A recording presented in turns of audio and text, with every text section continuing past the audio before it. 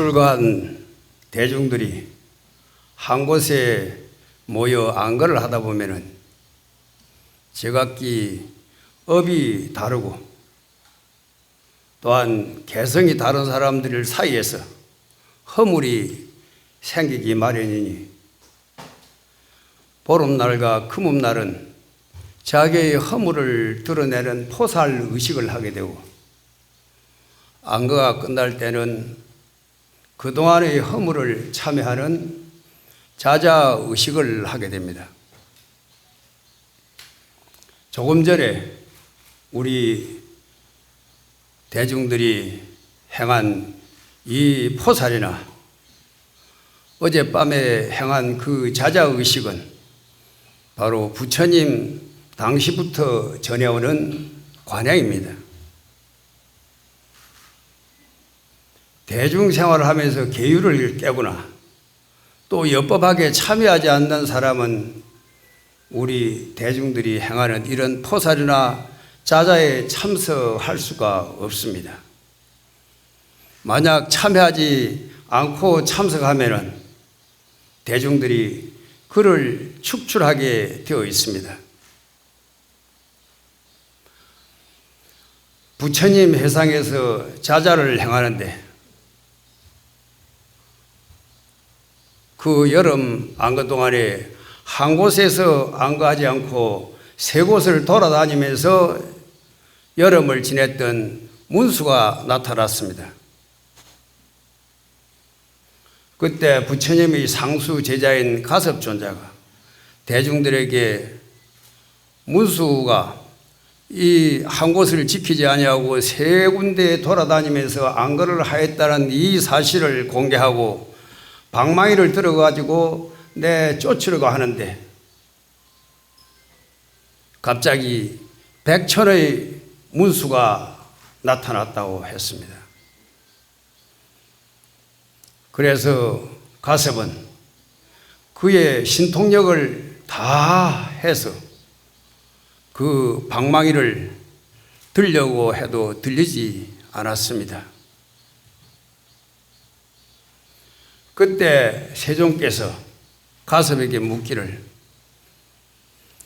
이 한량없이 나타난 이 백천 문수 가운데 그대는 어느 문수를 쫓으려고 하느냐 하고 물으시니 가섭이 아무 대답이 없었습니다.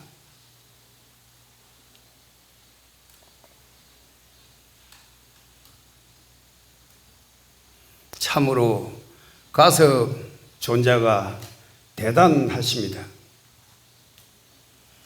모든 신통을 다해도 방망이를 들 수 없었으니 그것은 쫓을 문수가 본래 없었기 때문입니다. 그리고 부처님이 물어도 가섭이 대답을 하지 않았으니 그 음강의 그 가섭의 그 침묵이 우레가 되어 삼천 대천세계를 무너뜨렸습니다.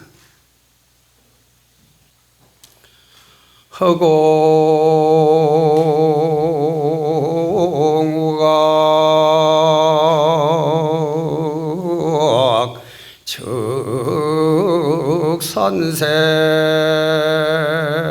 적산세하얌 적적함류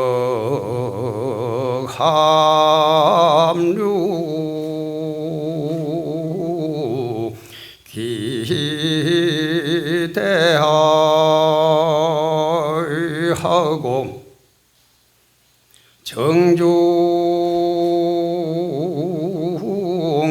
만개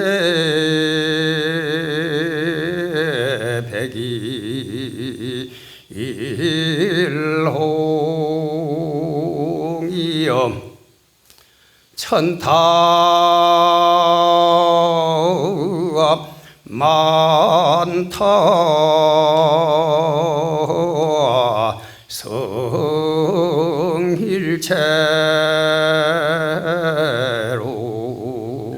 성일체로구나. 허공에 내리는 저 빛발이 산색을 씻어내고 적적 함유 기대라. 방울방울이 모여 흐르면서 큰 바다로 들어가고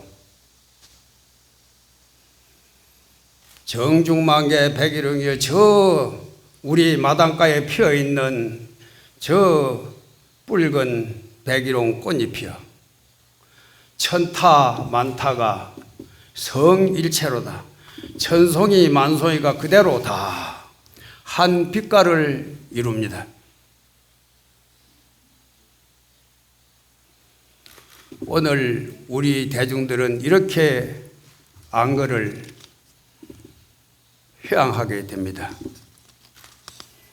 그리고 우리 이 7월 보름은 음력 7월 보름은 여름 석 달 동안 수행자들이 외출을 삼가고 한 곳에 머물며 수행에 전념하는 한거를 마치는 날입니다. 오늘도 조금 전에 스님들은 안거 동안 자기 자신에게 그릇된 점이 없는지를 스스로 반성하며 어른들이나 도반들의 지적을 달게 받고 참회하는 포살 의식을 행하였습니다.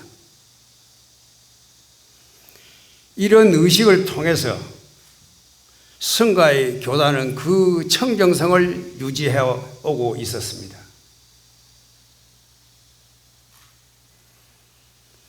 안거정진을 마치면서 자자까지 하고 포살 의식까지 행하면서 이렇게 해양하는 이 해제일인 7월 보름 우람문절은 1년 중에 성가 대중들이 선정과 지혜의 힘이 가장 충만하며 청정한 날입니다. 출가한 스님들이 여름 안거를 끝냄에 따라 그래서 스님들의 나이는 즉 성납은 1살 더 먹게 됩니다. 그래서 우리들이 어디 경력을 쓸 때 스님들이 경력을 쓸 때 메타 안거 그 성납에 그렇게 표시합니다.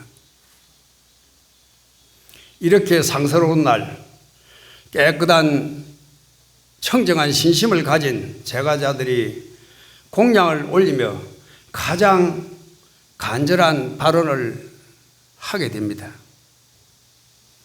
바로 나를 이 세상에 있게 해준 내 부모님과 조상님들과 인연 있는 분들의 명복을 비는 것입니다. 부처님께서 설하신 우람분경에 나오는 이야기가 있습니다. 목련존자가 처음 6가지 신통을 얻고 부모님 은혜에 보답하려고 돌아가신 어머니를 찾아보니 생전에 지어왔던 그 죄업 때문에 아기에 태어나서 음식을 먹지 못하고 피골이 상접해 있었습니다. 목련은 그 모습을 보고 너무 슬퍼하며 곧 바로에다가 음식을 담아 그 신통력으로 어머님께 가져다 드렸습니다. 그래서 어머니는 왼손으로 그 바로의 음식을 당긴 그 왼손으로 바로를 받아서 오른손으로 밥을 움켜쥐고 입에 넣으려고 하는데 입에 넣기도 전에 모두가 재로 변하고 말았습니다. 그래서 그 모습을 보고 목련이 가슴 아파서 슬피 울면서 부처님께 달려가서 그런 사실을 하소연했습니다.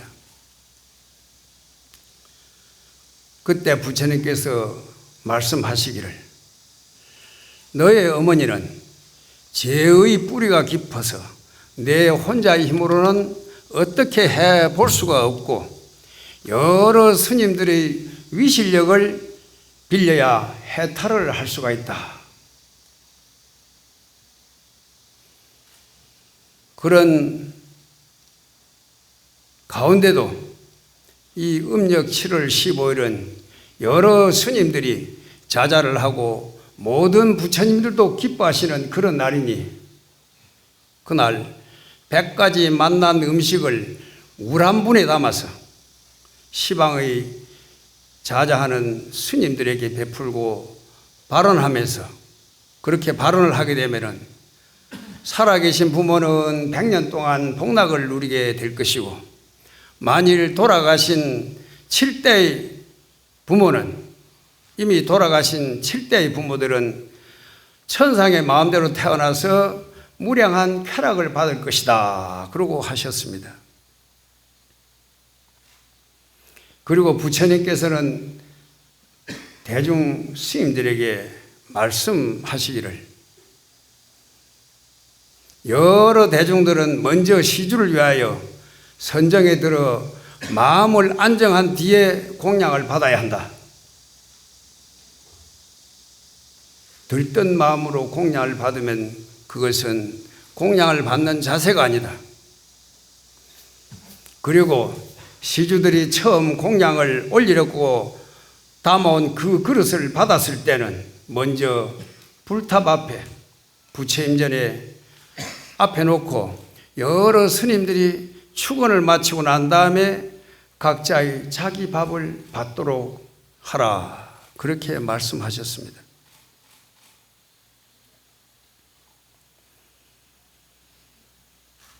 그래서 대중 스님들이 그 공양을 받고 나니까 목련의 어머니는 그 자리에서 바로 해탈을 얻게 되고 그래서 목련 존자는 슬픔이 사라지고 그의 어머니는 아기의 고통을 벗어나게 됐습니다.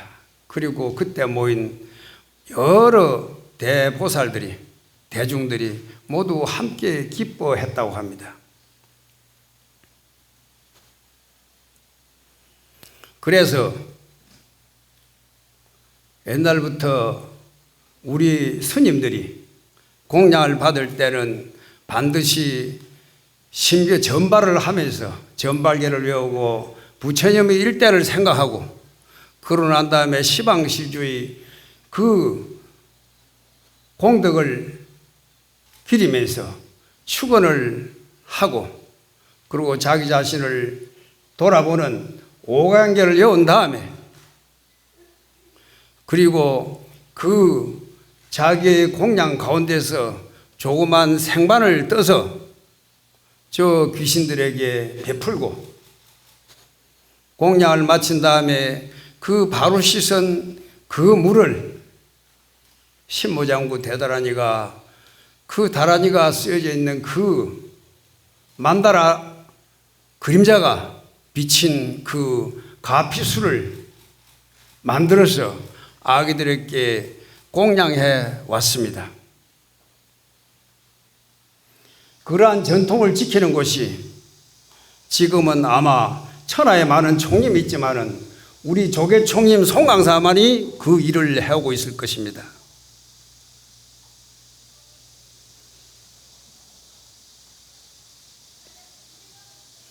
우람분이란 것은 원래 울람바나라는 그 음력인데 그것은 바로 거꾸로 매달려 있다는 뜻입니다. 도현이다. 그러니까 이것을 음력해서 우람분이라고 쓰면서 그 동이 그릇 분자, 바로 발자를 쓴 것이 그릇 분자, 나눌 분 밑에 그릇 맹자 쓴 화분할 때 쓴 그 분입니다. 그것은 큰 양동이나 그 다라이 같은 것입니다. 여러 대중들에게 공양 올리기 위해서 큰 그릇에 담아온 것을 분이라고 합니다. 그리고 큰 방에서 공양을 젖을 때 그 큰 그 공양 그릇을 우리가 그것을 분이라고 합니다. 그 분은 우람분이라는 것은 바로 엎어진 그릇,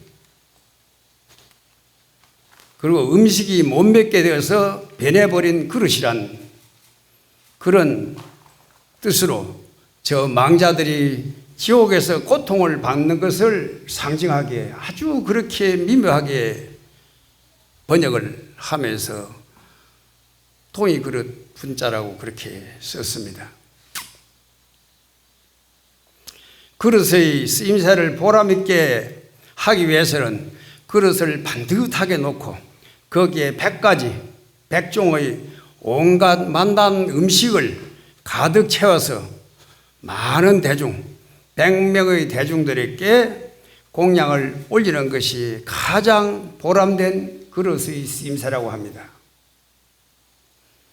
그래서 한글을 마치는 음력 7월 보름날을 100가지 음식을 차리고 여러 많은 대중 스님들께 공양 올린다 해서 100종 또는 그래서 100중이라고 그렇게 부르는 것입니다.